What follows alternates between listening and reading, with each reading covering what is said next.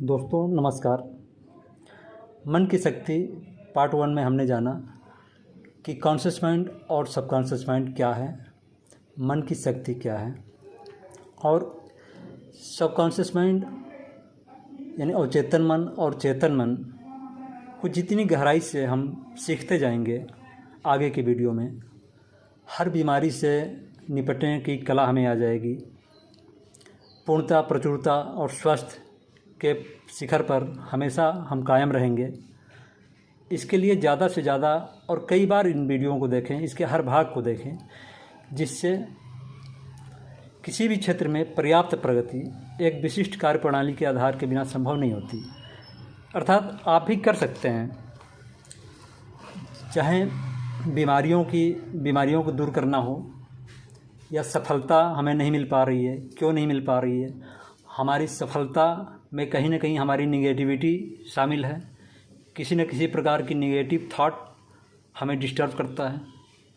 दोस्तों, चाहे बीमारी हो या हमारे किसी कार्य क्षेत्र की असफलता हो, फ्रांस के मेडिसिन के प्रोफेसर हेलोलाइट बर्नहेम अपनी पुस्तक सजेस्ट थेराप्यूटिक्स के पृष्ठ संख्या 197 में एक व्यक्ति की चर्चा करते हैं जिसकी जीभ में लकवा मार गया था और सभी प्रकार के चिकित्सीय उपचार व्यर्थ हो गए थे। बाद में डॉक्टर ने उस रोगी के सबकॉन्शियस माइंड में अपने विचार प्रेषित किए। डॉक्टर ने रोगी को बताया कि उसके पास एक नया यंत्र है जिससे उसे विश्वास है कि उसका इलाज हो जाएगा। डॉक्टर की बातों पे ज़्यादातर मरीज विश्वास करता है। डॉक्टर ने पॉकेट थर्मामीटर उसके मुंह में लगा दिया। रोगी ने उस नए यंत्र से ठीक होने की आस्थापूर्ण कल्पना की, जो अवचेतन मन को सक्रिय कर दिया। कुछ ही समय में वह खुशी से चिल्ला उठा कि उसकी जीभ फिर से चलने लगी। यहाँ प्रोफेसर बर्नहेम ने रोगी की आस्था और विश्वास की शक्ति को बताया है, जो अवचेतन मन को शक्तिशाली सुझाव देने का काम करती है। दोस्तों, आप भी अपने सबकॉन्शियस माइंड को संचालित करने में दक्ष बन सकते हैं, क्योंकि हमें पता है कि जो चीज़ सबकॉन्शियस माइंड स्वीकार कर लेती है उसे वो सच कर देती है। तो हमें अपने चेतन मन के द्वारा यानी कॉन्शियस माइंड के द्वारा सबकॉन्शियस माइंड में किस तरीके से बात को प्रेषित की जाए, इसी को सीखना है और इसी में दक्ष बनना है। आप इसके सिद्धांतों की शक्तियों को अपने ज्ञान के आधार पर अपने विशिष्ट कार्यों तथा अपने अभिष्ट लक्ष्यों के अनुरूप उपयोग करके अपने जीवन को सफल बना सकते हैं। आप यह न सोचें कि केमिस्ट्री, फिजिक्स और मैथमेटिक्स के सिद्धांत आपके सबकॉन्शियस माइंड से अलग है। पानी अपना धरातल स्वयं बनाता है। यह एक सिद्धांत है जिसे आप सभी जानते हैं और स्वीकार भी करते हैं। उदाहरण के लिए, लोहा गर्म किया जाने पर फैलता है। यह एक सत्य है। चाहे भारत में हो, इंग्लैंड में हो या फिर चीन में हो, तत्व गर्म किए जाने पर फैलेगा ही। आपका सबकॉन्शियस माइंड सिद्धांत है जो आस्था के नियम के अनुकूल चलता है। आपके मन का नियम आस्था का सिद्धांत है। इसका मतलब है कि आपको मन के काम करने के तरीके पर विश्वास करना है। आपके मन की आस्था आपके मन का विचार है।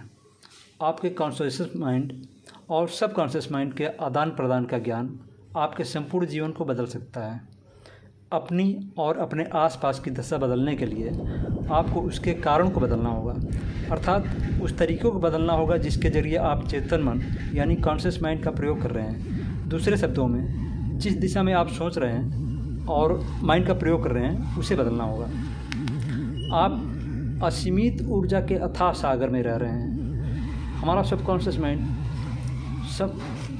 बहुत ही अधिक ऊर्जावान है। आपका सबकॉन्शियस माइंड आपके विचारों के प्रति तुरंत सक्रिय हो जाता है।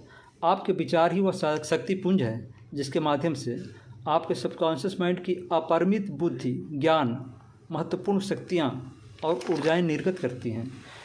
कॉन्शियस और सबकॉन्शियस माइंड को एक उदाहरण के रूप में हम समझते हैं।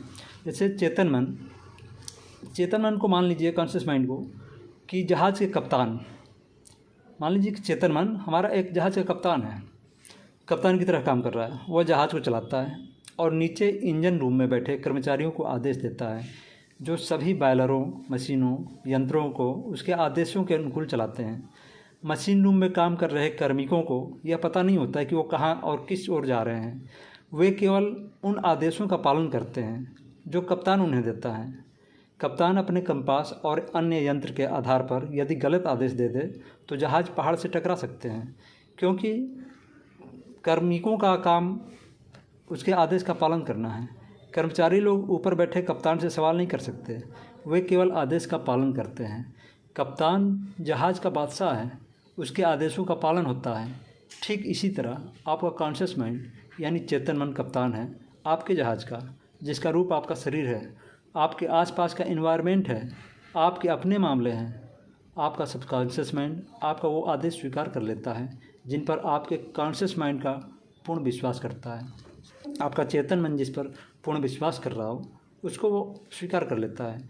जब आप बार बार कहते हैं मैं बीमार हूँ, मेरी तबीयत ठीक नहीं रहती, लगता है मेरी बीमारी ठीक नहीं होगी, तब आपका सबकॉन्शियस माइंड आपके शब्दों को स्वीकार कर लेगा और ऐसी स्थिति पैदा कर देगा कि कोई भी विकल्प आपको स्वस्थ नहीं कर पाएगा, क्योंकि आपने बार बार सबकॉन्शियस माइंड को नकारात्मक आदेश दिया है। वो उस आदेश का पालन कर रहा है। यह जान लो कि जब तक आप सबकॉन्शियस माइंड को नकारात्मक आदेश देते रहोगे वो पालन करता रहेगा और जीवन भर आप बीमारी और अभाव में जीते रहोगे। इसके विपरीत जैसे ही कोई निगेटिव बात, नकारात्मक विचार आपके दिमाग में आती है, तुरंत उस विचार को पलट दें, उसको पलट कर पॉजिटिव यानी सकारात्मक कर लें।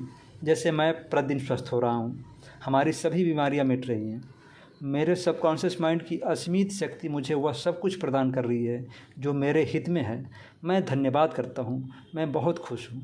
कॉन्शियस माइंड और सबकॉन्शियस माइंड में अंतर का एक दिलचस्प उदाहरण यह भी है, जब आपने मान लिया या बार बार कहते हैं कि मुझे ये चीज़ पसंद नहीं, यानी मान लीजिए एग्जांपल के लिए मुझे कटहल पसंद नहीं या मशरूम पसंद नहीं, और आप हमेशा उसको दिल में मन में आपने सोच रखा है कि हमें पसंद नहीं है, यह हमें नुकसान करता है, और अचानक से यदि कोई पार्टी का अवसर आ जाता है, ऐसी पार्टी जहाँ पर वही डिश जो आपको पसंद नहीं है वही आपको परोस दिया जाता है, तब आपका पेट गड़बड़ हो जाएगा या पेट में दर्द हो जाता है, क्योंकि आपका सबकॉन्शियस माइंड जानता है कि यह भोज्य पदार्थ कॉन्शियस को पसंद नहीं है और वो उसे स्वीकार नहीं कर सकता, जिससे आपका डाइजेशन डिस्टर्ब हो जाता है। आपका सबकॉन्शियस माइंड दिन रात 24 घंटे काम करता है, आपके रोज़मर्रा की आदतों के परिणाम आपकी गोद में डालता रहता है। प्रत्येक विचार, इसको याद रखें, प्रत्येक विचार एक कारण है और प्रत्येक दशा उसका परिणाम। सभी युगों में महापुरुषों का विलक्षण रहस्य यही था कि वे अवचेतन मन की शक्तियों से संपर्क करके उसका सही उपयोग करने में दक्ष थे, जो आप भी कर सकते हैं। धन्यवाद।